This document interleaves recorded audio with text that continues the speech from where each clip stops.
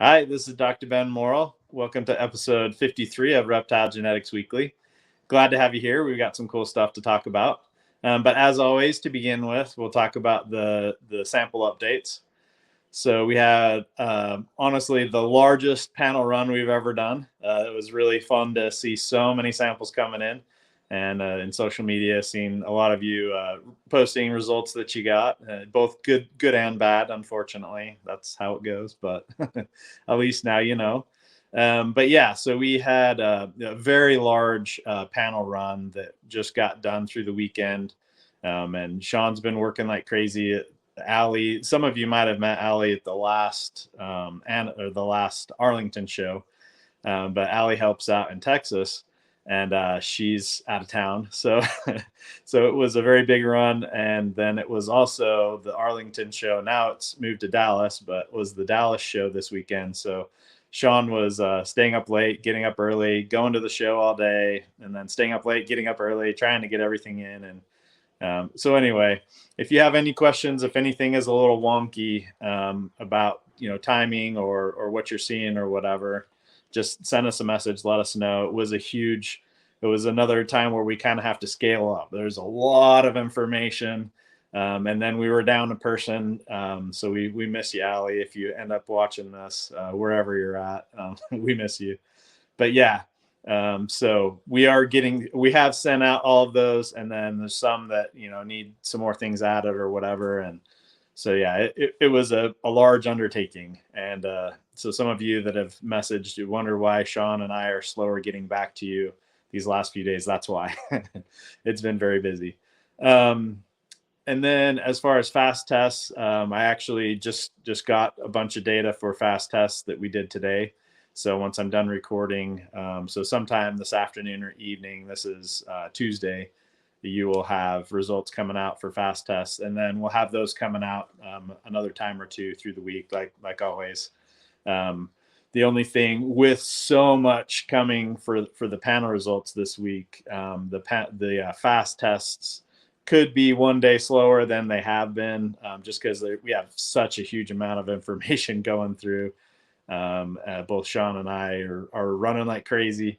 But yeah, so be a little patient with us. Give us one more day than you expected, and we should be good. We should be able to get everything to you. So yeah, definitely crazy times. I think it's helping us prepare for what the summer is going to be like when all the babies are hatching, and we'll have to do fast testing more times each week, and we'll have to do the panel runs more frequently as well, probably. We're learning and growing and adjusting, and we'll try to make sure that Allie doesn't leave us as often. But anyway, Kayla, how are you doing? Hey Ben, I'm doing great. And hi Allie, if you're here, miss you. Hello. I bet she's having more fun than watching YouTube videos. Totally fair, yeah. But yeah, no, Allie's like our kind of like our ghost writer. Like she's kind of in the background, but does really important work. So yes. Yeah. So we know that Sean was over at the Dallas show this weekend. We only got a couple pictures, so if you were out there Sean spotting and chit-chatting with him, definitely feel free to tag us on social media. Also, look at that beard. He's looking more like less like a cop and more like the scruffy reptile dudes around there. Yeah. I think it was at there was a show before the last one he went to in Daytona. Somebody walked up and was like, "Yeah, you look like a cop." So that's been kind of a running joke with him. Yeah, he found a way to look like less of a cop, or it could have just been that he was doing so much updating with results that he didn't have time to trim. Fair enough. Well, I mean, the beard suits him, so and yeah, this is on the left, that's Kittinger Reptiles, and on the right, that's Theron T Reptiles.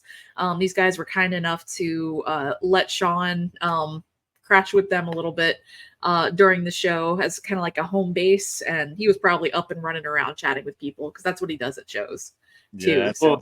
We'll try to give you all more of a heads up on this show.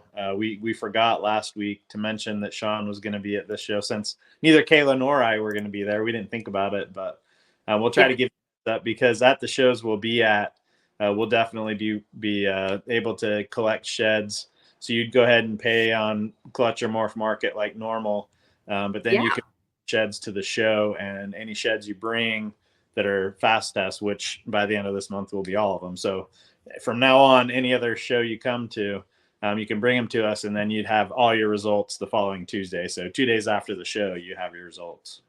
Yeah. Now, before we get into the meat of today's show, we got a couple other little things to touch on. So stay with us. We have the poll that we took a couple of weeks ago. We asked you guys what sort of new tests you'd be interested in, and we are working on a custom pick 5 and pick 10. Is it both of those, Ben? For sure, we'll try to get the pick 5 as fast as we can. Awesome. I don't know if like programming wise how complicated that's going to be, but definitely like the most commonly asked for thing, and definitely in the poll got the most votes. So we'll try to get at least pick 5 and up to a pick 10 if we can. That'll be great. Yeah, most people seem to be interested in that, as well as the genomic registry, which we're working toward anyway. So love to see it, guys. And as far as fast testing, are we still on track to get all 30 by the end of April? Still on track. We should have a whole bunch more next week. So next week we'll be in the 20s. Woo! Yeah. We should have most. I don't know if we'll have every single one next week, but we should have most of them. And there's really only one that might be giving me enough of a hard time that I might not make it by the end of April, but there's still a chance. So yeah, I'd say we have a good chance of having all or all but one by the end of April. So they're coming fast. Good stuff. All right. So next up, well, and this is kind of the lead in into the meat of our episode, which we're hoping you guys really enjoy. So we had a question. Well, Ben, why don't you explain this actually? Yeah. So if you go to the slide with the Patreon, so these are the different groups that have Patreons. I kind of wanted to highlight just, from my point of view, I'm in my 40s, so I'm a little older than a lot of you watching this probably. So I love YouTube. I'm on YouTube probably every single day, if not every single day, close to it. And I'm okay on Instagram and Facebook, but anything outside of that, I haven't really touched. My kids joke with me that they have me in their Snap or whatever. I have a Snap account, but I haven't used it. It's not even on this phone. I haven't used it for years. I think I got like 2 or 3 snaps, and then I never used it again. I haven't been on any of the others. So I'm behind the times as far as all the other social media stuff. But Leviathan Snakes invited me to be part of their chat for their Patreon group. And it's kind of helped me learn some of the big benefits that are available through Patreon. And so one of the cool things that Always Evolving Pythons did, so with Patreon, and most of you already know this stuff probably, but for those of you that are like me, a little older and maybe don't, Always Evolving, one of the cool things they did with Patreon, you're paying a certain amount per month to help support, this group or this artist or whatever it is that you're doing the Patreon for. But what Always Evolving did, the first that I had heard of it, but they said, hey, whatever amount you put in to the Patreon, you don't lose that. If we make an animal that you want to buy and you've been giving us $5 or $10 a month for the last, 7 months, then that money will just go straight towards helping that with that purchase. So you are paying for the Patreon for Always Evolving. But really, if you like the animals he makes and you think at some point you're going to buy from him, you're not losing that money at all. But you also have access to other information. So he's going to have videos and information and first access to buy animals, things like that. And Leviathan Snakes, I believe I saw that they did that. They said, hey, we like that idea. Miguel does that. We're going to do the same thing. So Leviathan's the same way. Any amount you're paying them, eventually, if they make a snake you want, then you just use that money towards that purchase. So that's really cool. And then I do know with Leviathan, they have that chat group that's their Patreon group, and it's very lively. Every day there's lots of conversation going on. Do my best to try to get in there at least once a day. These last 2 days I haven't. because it's been crazy, but I know they do other things. They have some videos and other helpful materials for people that are keeping and breeding and learning, that's available just for Patreon members. And I think they do calls, all kinds of cool things. And then I know with Canova, I think they have what they call Canova University. You also will have access to special pricing for animals, or first opportunity to buy, things like that. So it's definitely a cool way. There's lots of cool people in the reptile industry doing cool things, and Patreon's an interesting way for them to provide more information and support for you as a keeper and breeder. And then you also have a way to show your thanks to them for the hard work they're doing and helping you to get the cool animals you want, or to be a better keeper or a better breeder. So I wanted to highlight that. But yeah, like Kayla said, we had some questions come up, genetics questions, in the Leviathan Snakes chat group. So I told them that I'd try to give them a shout out here. It is a very lively, fun group. And then obviously for me, I geek out, nerd out about the genetics stuff. So I like it when genetics questions come up. So yeah, we wanted to use the episode today to focus on question. People here, 66% pos-het, and they were wondering in the chat, how did somebody come up with 66% pos-het? Why is it 66%? How is that calculated? How does that make sense? It seems like kind of a random number. So we wanted to talk about that today, and then also be able to compare and contrast. Once you understand how that's calculated for a recessive trait, kind of compare and contrast what's similar and different when you're talking about an incomplete dominant or a codom trait. So yeah, we're going to talk about that a little bit. Sounds good. It's back to school again. We don't have Dr. Wyman with us, but hi, Travis, if you're watching. So here is a little slideshow we put up for you guys, and go ahead, take it away, Ben. So back to school means that Kayla gets to do pretty pictures, make everything really pretty. So thank you, Kayla, for doing that. Hopefully this will help connect some dots for everyone. For recessive traits, for both, but the first thing to talk about is phenotype versus genotype. And so Kayla's got on there, good reminder, phenotype is how it looks on the outside. So that's what we can actually see. We can tell the difference between, a pied and a non-pied. But on the genotype level, we're talking about the actual genetic code. And so when you see the phenotype is normal looking, it could have two different genotypes. It could be a normal, or it could be het for pied in this case. And then the phenotype for pied, when you see that, you actually know what the genotype is. There's only one genotype for that mutation. And that's in this case, the little p is it's little because it's recessive. So it isn't the overpowering genetic code. The normal is the more powerful genetic code. That's why it dominates over the recessive. So hopefully that helps make sense of why we call it the way we call it. So big P is a normal, little p is a piebald. And then one of each is your het. Yeah. And so it basically, your het, that's your single gene, that is your carrier of the piebald gene. So I know that many people have seen Punnett squares, have been exposed to that, understand. Some people may have not. I beg you to please not worry, even though this kind of looks like a Punnett square. We tried to make it as pretty and applicable to what we're all interested in as we could. So hopefully this won't be too bad. So here we see a sire and a dam that both look normal. And from a phenotypic view, we're looking at phenotypes here. There's three babies that look like the mom and the dad, and then there's a piebald. So since we know that piebald is a recessive trait, we know that both mom and dad look normal, but they had a piebald baby, they must both be hets. So because of the offspring, one of them being a pied, we know both of the sire and the dam have to be het for pied.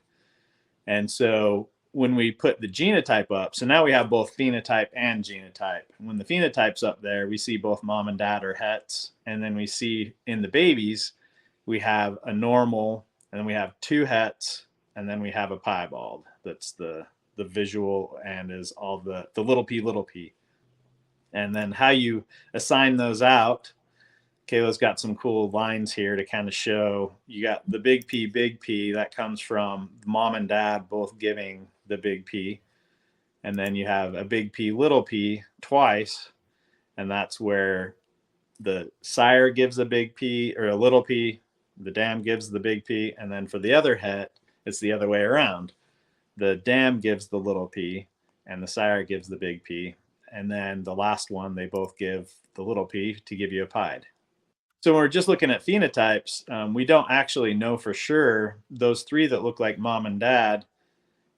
We know the mom and dad have to be het for piebald because they got a piebald. But those three babies, we don't know. We know from a probability wise, 2 out of the 3 are going to be hets. Now, we obviously, since there's 4 possibilities, one of them is a pied. Since it's a pied, we know that's a little p. So we don't need to think about that now that we're calculating this probability, because we can just count that one out. So that's why you go from probabilities out of 4 to probabilities just being out of 3, because we already know a piebald is little p. So these 3 that look normal, they're the ones we don't know for sure just looking at them what their genotype is. But we do know that odds-wise, 2 out of the 3 are going to be heterozygous. And that's where you get that 66%, because 2 divided by 3 is 66%. And so hopefully that helps make some sense out of how you get that 66% calculation. And so all 3 of those normal looking babies, when they hatched out, would be considered 66% possible hets. If we want to compare and contrast that same kind of thing with incomplete dominant, or what many people call codom, one example that we can give would be with the butter mutation. And so when you're looking at the phenotype, you have a normal looking animal. We know that's big B.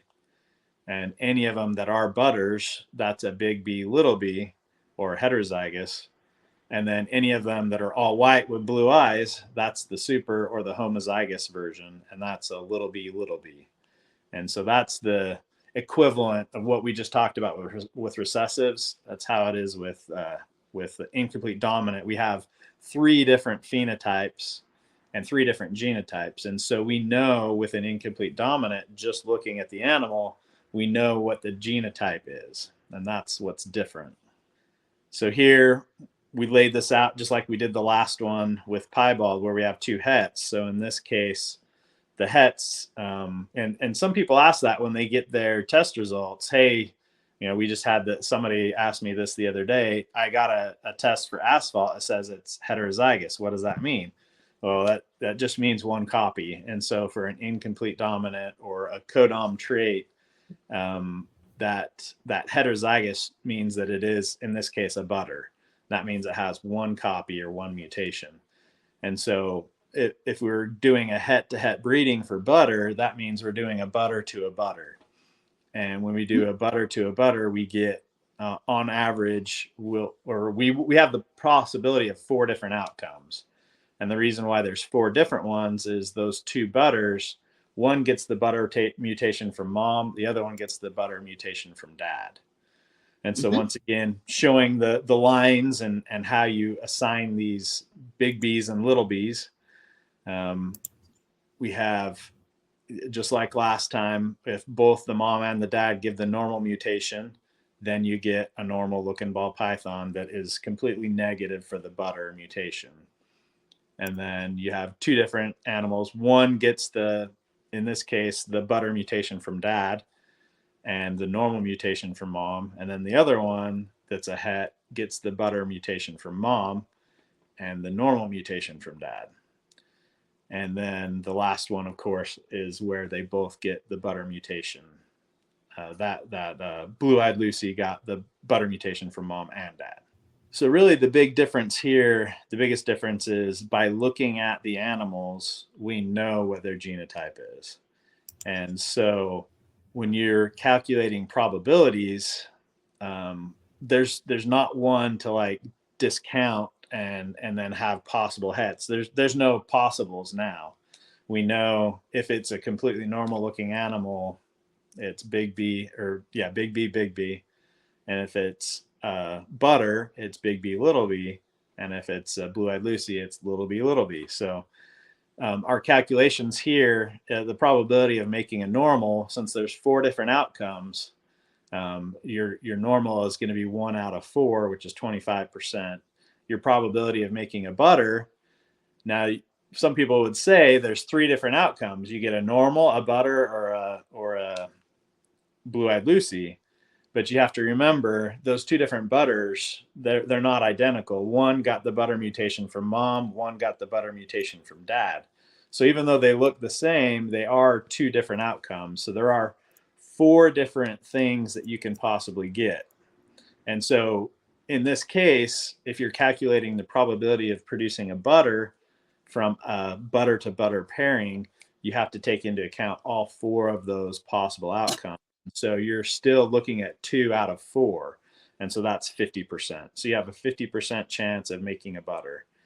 And then to make a super or a blue-eyed Lucy or the homozygous version of the butter mutation, that's 1 out of 4 and 25%. So yeah, in this case, there's no possibles.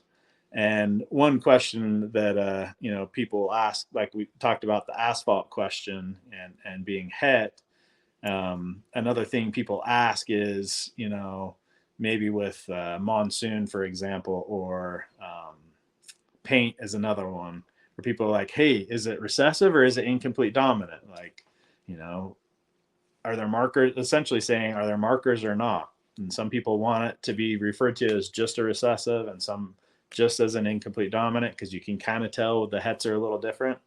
So you can see from this example that from the genetic standpoint, what you see visually, the phenotype, the genetics doesn't care about that. So that for us, when we do testing, it doesn't matter if it's an incomplete dominant trait or if it's a recessive trait, the test works the same. You get 3 different results. You either get a negative, so there's 0 copies of the mutation that we're testing for. You get het, so that means there's 1 copy, or you get homozygous, which means there's 2 copies. And so if you're testing for butter, you could get negative, you could get het, which means it's a butter, or you could get homozygous, which means it's a blue-eyed Lucy.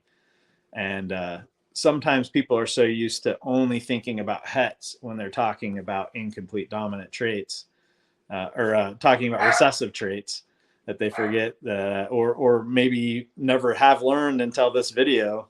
But it works the exact same with the incomplete dominant traits. Fair enough. Well, thanks for explaining, Ben. And that is my fearless dog and protector, Thor. Sorry. Thor is such a good boy. I should okay, have Thor.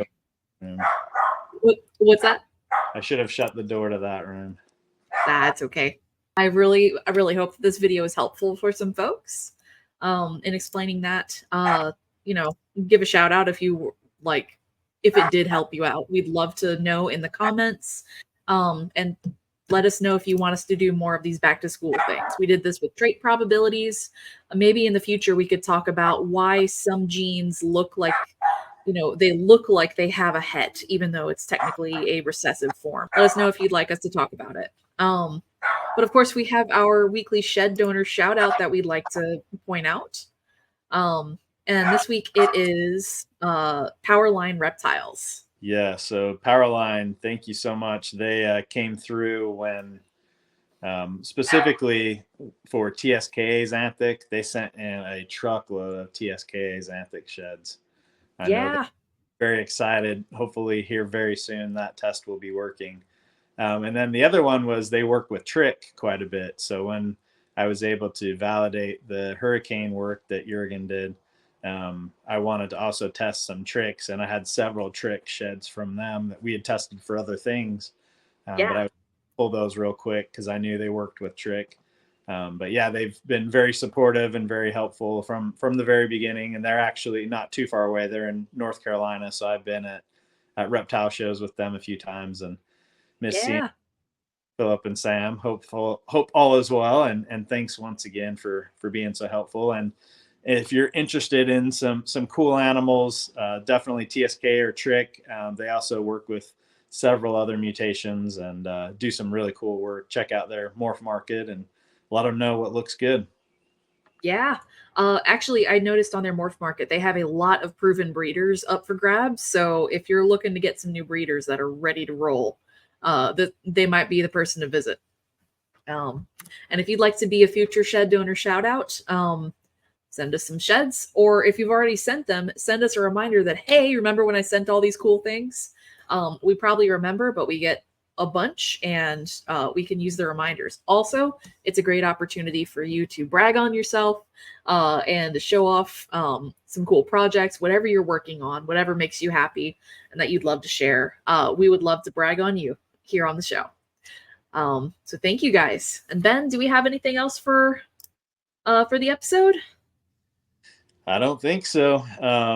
The only other thing I guess I would say is if you have seen other ways that people are helping to contribute and provide information for breeders and keepers, let us know. They could be other Patreons that the people are doing a really good job of providing information and cool ways to interact and community build. Let us know, but it doesn't have to just be Patreon. If there are other ways that people are going out of their way, let us know, and we can share that. Let us know in the comments, and we appreciate, love seeing all the cool things that people are doing. Yeah, absolutely. All right, guys. Thanks again. Be sure to like, subscribe, comment, and let us let us know what you think of the episode, what you'd like to see more of from us. All that helps us bring you content that you like, and also it helps us in the algorithm, which helps too. So thank you guys, and we'll see you next week. Bye. An outro in 3, 2, 1.